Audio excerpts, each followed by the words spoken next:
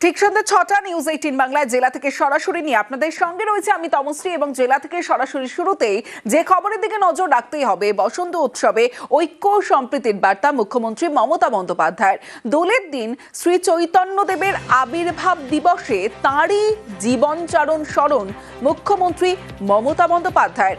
Social মিডিয়ায় সম্প্রীতির বার্তা দিয়েছেন, কোনোভাবেই সাম্প্রদায়িক উস্কানিতে পা নয়, ধর্মনিরপেক্ষতা সহিষ্ণুতার গায়ে দাগ বরদাস্ত নয়। এক্স স্যান্ডেলে বার্তা মমতা বন্দ্যোপাধ্যায়ের। বসন্ত উৎসবে ঐক্য ও সম্প্রীতির বার্তা দিয়েছেন মুখ্যমন্ত্রী মমতা বন্দ্যোপাধ্যায়। দোলের দিন শ্রী চৈতন্যদেবের আবির্ভাব দিবসে তাঁরই জীবনচারণ স্মরণ মুখ্যমন্ত্রীর। সোশ্যাল মিডিয়ায় সম্প্রীতির বার্তা, কোনোভাবেই সাম্প্রদায়িক উস্কানিতে পা নয়, ধর্মনিরপেক্ষতা সহিষ্ণুতার গায়ে দাগ বরদাস্ত নয়। এক্স স্যান্ডেলে বার্তা মমতা বন্দ্যোপাধ্যায়। এক্সপোস্টে মুখ্যমন্ত্রী মমতা বন্দ্যোপাধ্যায় তিনি লিখেছেন, আজকের এই বিশেষ দিনে এই শপথ আমাদের নিতে হবে যে শ্রী চৈতন্যদেবের বাংলার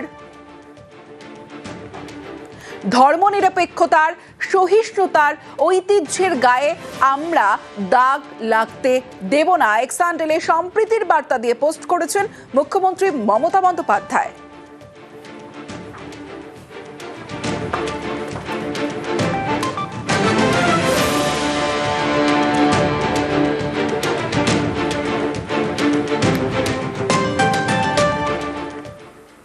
অন্যদিকে ভবানীপুরে উৎসবে দোল উৎসবে শুভেন্দু অধিকারী শোভাযাত্রা করেন বিরোধী দলনেতা শুভেন্দু অধিকারী। ভবানীপুরে দোল উৎসব শুভেন্দু অধিকারীর। আর দোল উৎসবে শুভেন্দু অধিকারী শোভাযাত্রা করেন বিরোধী দলনেতা শুভেন্দু অধিকারী।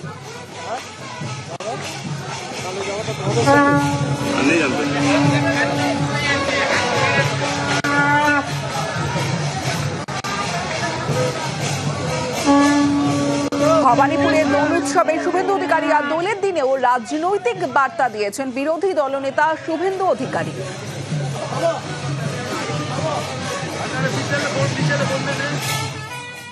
নাস্তিকতা আর সেকুলারিজমকে নিপাত দিতে হবে। ওসব ধর্ম নিরপেক্ষতা চলবে না। এই দেশের নাম হিন্দুস্তান, এখানে হিন্দুরা রাজত্ব করবে। ভারত বৈচিত্র্যের মধ্যে ঐক্যের দেশ, বিরোধী দলনেতাকে কটাক্ষ তৃণমূলের। এই ভারতবর্ষ ইউনিটি ইন ডাইভার্সিটি, বৈচিত্র্যের মধ্যে ঐক্য। এই শুভেন্দু অধিকারী দুদিন আগে ইফতার পার্টিতে যেতেন।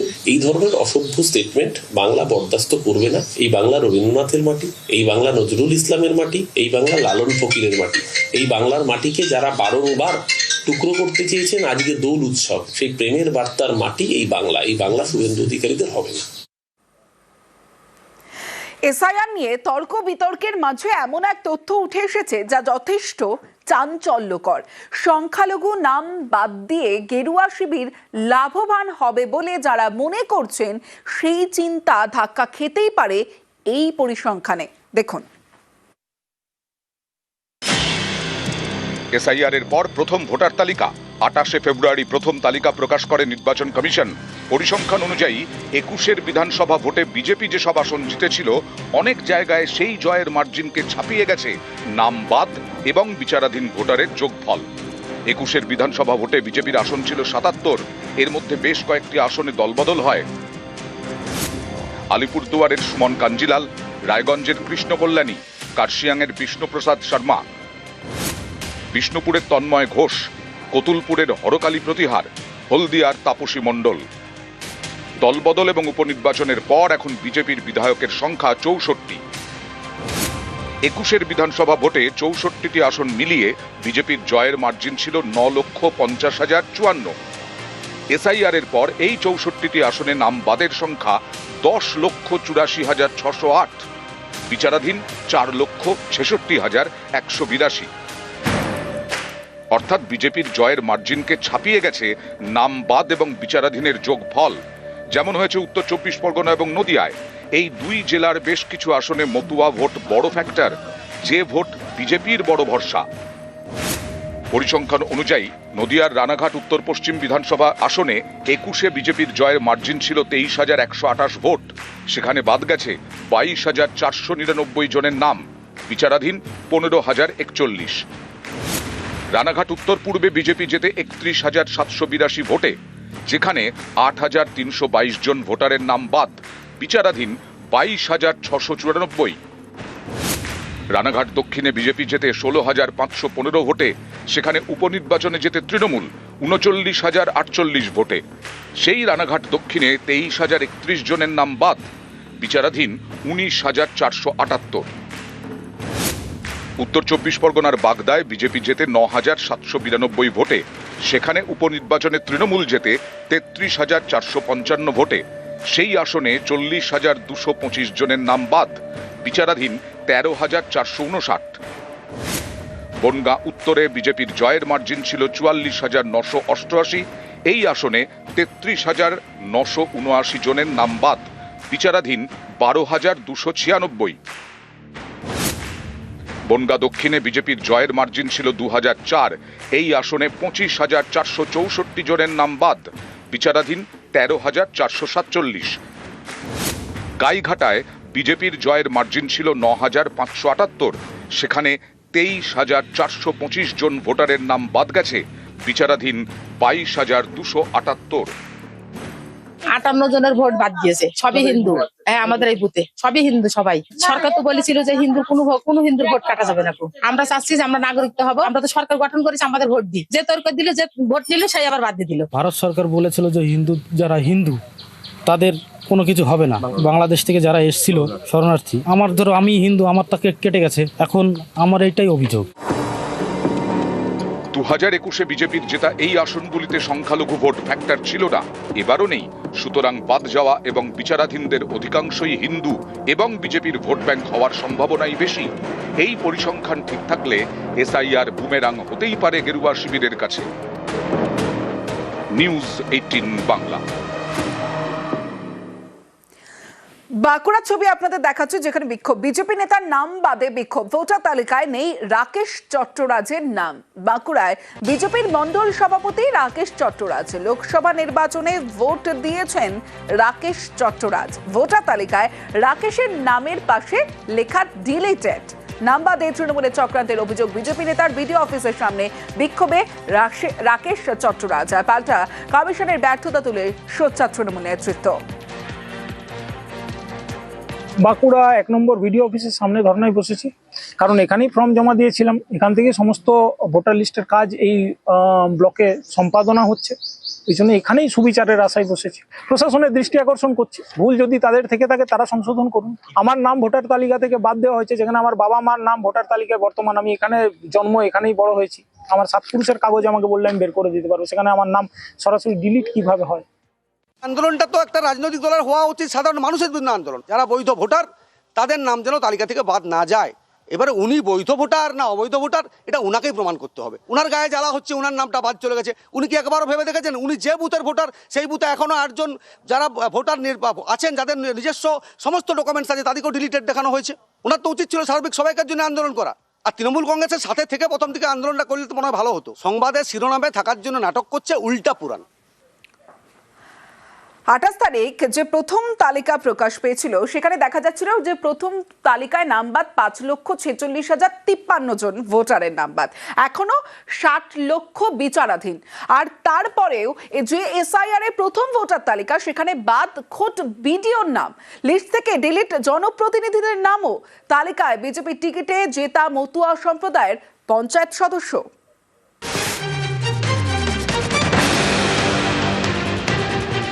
শনিবার প্রথম ভোটার তালিকা প্রকাশ করেছে নির্বাচন কমিশন। তাতে বাদ গিয়েছে 5,46,053 জনের নাম, বিচারাধীন 60,06,675 জন। হুগলির খানাকুল 2 নম্বর ব্লক, এখানকার বিডিও মোহাম্মদ জাকারিয়া, তাঁর নামই বিচারাধীনের তালিকায়। উত্তর 24 পরগনার কামারহাটির বাসিন্দা মোহাম্মদ জাকারিয়া। কিভাবে একজন প্রশাসনিক আধিকারিকের নাম বৈধ তালিকায় নেই, উঠছে প্রশ্ন। এটা যারা বিচারক তারা বিচার করবে। ডকুমেন্ট আমার দেওয়া আছে, আমার সার্ভিস আই কার্ড দেওয়া ছিল, তার সত্ত্বেও বুঝলাম না দেখে আর এবার এসছে, দেখা যাক কি। অ্যাডজুডিকেটের তালিকায় রয়েছেন আরও এক বিডিও, কালিম্পং 1 ব্লকের বিডিও সমীরুল ইসলাম, বাড়ি মুর্শিদাবাদের শামসেরগঞ্জে। শুধু তিনিই নন, এডুকেশন লিস্টে রয়েছেন পরিবারের আরো 5 সদস্য। ওয়াসিমুল হক আসানসোল পুরসভার ডেপুটি মেয়র, এসআইআর তালিকায় তাঁর নামও রয়েছে বিচারাধীনের তালিকায়। সবকিছু ঠিক থাকার পর আমার হ্যারিং নোটিশ পেলাম। আমি হ্যারিং নোটিশে সেই সময়টাতে আমি হায়দ্রাবাদে ট্রিটমেন্টে ছিলাম, সেই কপিটা পাঠিয়ে আমার ঘরে আমার রিলেটিভ গিয়ে সেই সমস্ত ডকুমেন্ট জমা করেছে অথরাইজেশন দেওয়ার পর। তারপরে দেখছি এই লিস্টে আমার জুডিশিয়াল চলে এসছে না, খসড়া তালিকায় নাম ছিল। আমার বক্তব্য যে ইলেকশন কমিশন কি করতে চাইছে? ইলেকশন কমিশন একটা রাজনৈতিক দল হয়ে কাজ করছে, একটা প্রমাণ। উত্তর 24 পরগনার নৈহাটি এখানকার 4 নম্বর ওয়ার্ডের কাউন্সিলর রাজেন্দ্র গুপ্তা, এসআইআর লিস্টে তাঁর নামের পাশে লেখা ডিলিটেড, বাদ পড়েছে তার 2 ছেলের নামও।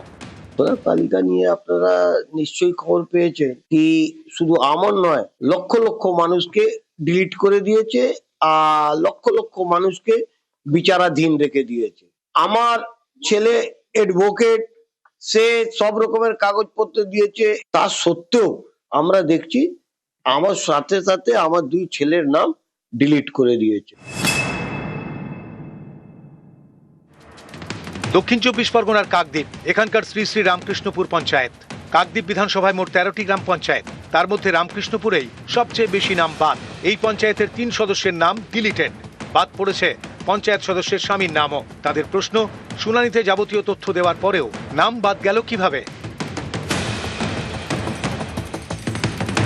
এখানেই জন্ম, এখানেই সমস্ত কিছু, আমার পড়াশুনোর ডকুমেন্টস, এবং প্রার্থী হিসেবে যখন আমাকে নির্বাচিত করা হয় সমস্ত একের অধিক সমস্ত প্রমাণ দিয়েই আমি এইখানে এই জায়গায় এসেছি। এসআইআরে যখন আমার সমস্ত ডকুমেন্টস নিয়ে ডাকে তখন কিন্তু আমি সমস্ত ডকুমেন্টসই নিয়ে যাই। এমনকি আমার হাজবেন্ডের ফ্যামিলিতে ওরা 4 ভাই থাকা সত্ত্বেও ওদের সকলের আছে, কিন্তু আমার হাজবেন্ডেরটা নেই। কিসের জন্য কেটেছে নির্বাচন কমিশন সেটা তো আমি তো বলতে পারবো না। সব কাগজপত্র আমি জমা দিয়েছি, এটা তো চিন্তার বিষয়। এবার আমি সব যাবতীয় সব ডকুমেন্টস জমা দিয়েছি, ডকুমেন্টসগুলো জমা দেওয়ার পরও কিসের জন্য কেটে গেছে এটা তো আমি আর বলতে পারবো না। এটা নির্বাচন কমিশন জানে কিসের জন্য কেটেছে।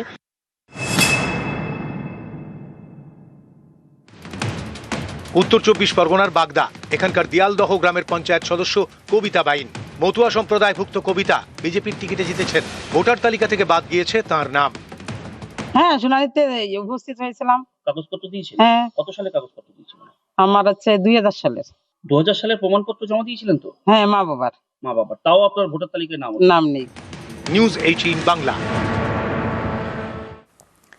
এসআইআরে হাতছাড়া লড়ে নেওয়া ভোটাধিকার। কেন এই কথা বলছি? কারণ এই যে মানুষজনদের দেখছেন এরা প্রত্যেকেই মাহাতো পরিবার।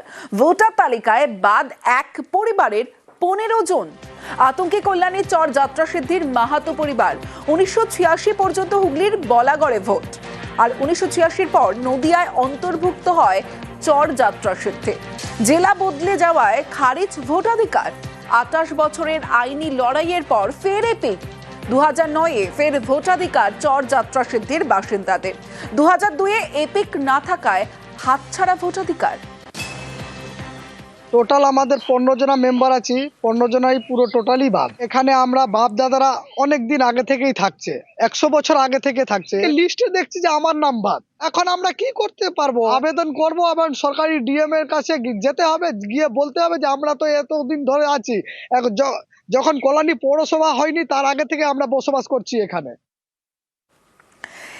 এসআইআর ক্ষোভে সিএ দাওয়াই, নাম বাদে মতুয়া সমাজের মুখ ফেরানোর আশঙ্কা। নাগরিকত্ব বাস্তবায়নে আরো জোর কেন্দ্রের। আপডেট দেবে মৈত্রেয়ী ভট্টাচার্য রয়েছে আমার সঙ্গে।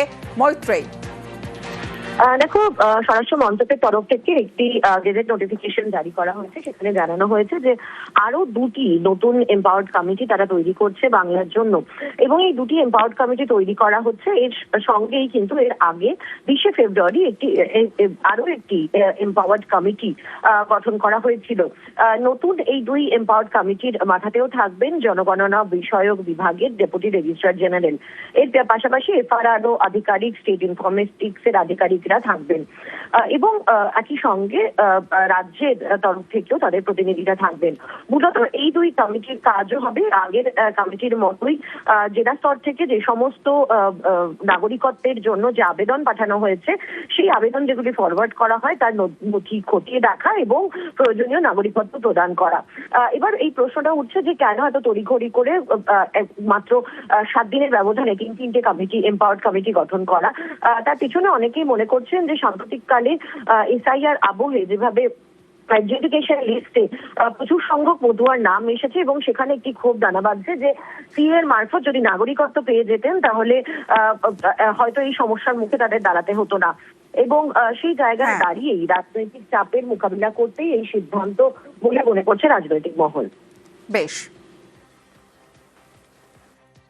সিএতে প্রায় 90,000-এর কাছাকাছি অ্যাপ্লিকেশন করেছে। ম্যাক্সিমাম এদের সিএতে আগামী দিনে নাগরিকত্ব পেয়ে যাবে, কারো চিন্তার কোনো কারণ নেই। মাননীয় স্বরাষ্ট্রমন্ত্রী অমিত শাহজি পরিষ্কার এবং স্পষ্ট করে বলে দিয়েছেন, একজন উদ্বাস্তুকেও আমরা ছাড়বো না, তাদের সবার নাম ঢোকাবো। মমতা বন্দ্যোপাধ্যায়ের কথায় এবং তৃণমূল কংগ্রেসের কথায় বিভ্রান্ত হয়ে অনেকে ভয়ে ফর্ম ফিল আপ করেনি, এখন বুঝতে পারছে যে বড় ভুল হয়ে গেছে, এখন সবাই শেষের দিকে দৌড়চ্ছে। মতুয়ারা জানে, মতুয়ারা নিশ্চিন্তে আছে যে নরেন্দ্র মোদী আছে তাদের জন্য। বিজেপি হিন্দুদের কথা ভাবে আর হিন্দুরা বিজেপির কথা ভাবে।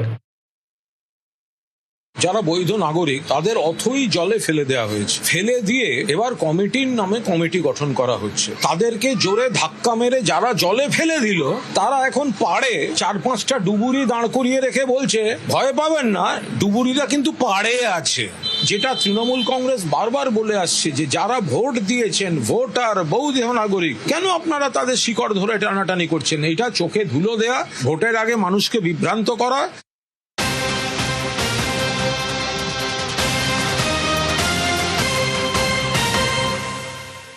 বিজেপি রাজ্যসভার প্রার্থী রাহুল সিনহা, বিজেপির প্রাক্তন রাজ্য সভাপতি রাহুল সিনহা 16ই মার্চ রাজ্যসভায় পশ্চিমবঙ্গের 5 আসনের নির্বাচন, আর সেখানেই বিজেপির রাজ্যসভার প্রার্থী রাহুল সিনহা। জানাবে অর্ণব হাজরা রয়েছে আমার সঙ্গে।